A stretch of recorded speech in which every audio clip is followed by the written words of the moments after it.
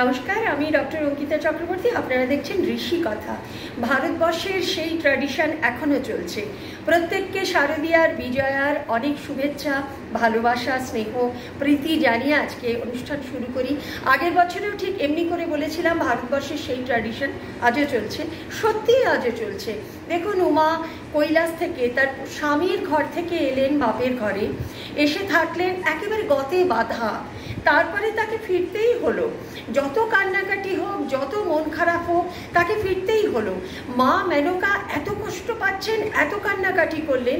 গিরিরাজ তাকে বুঝিয়ে বললেন, সত্যি করে ভেবে দেখো তো, তুমি আমাকে ছেড়ে কতদিন বাপের ঘরে থাকতেন? ঠিক কথা। আপনি মনে করে দেখুন, আমাদের বাড়ির মা, ঠাকুমা, দিদিমা, এনারাও সেই গতে বাপের ঘরে যেতেন, আবার ফিরতে হতো শ্বশুর ঘরে। তো ভারতবর্ষের সেই ট্র্যাডিশন আজও চলছে, ধরে রেখেছে কে? উমা।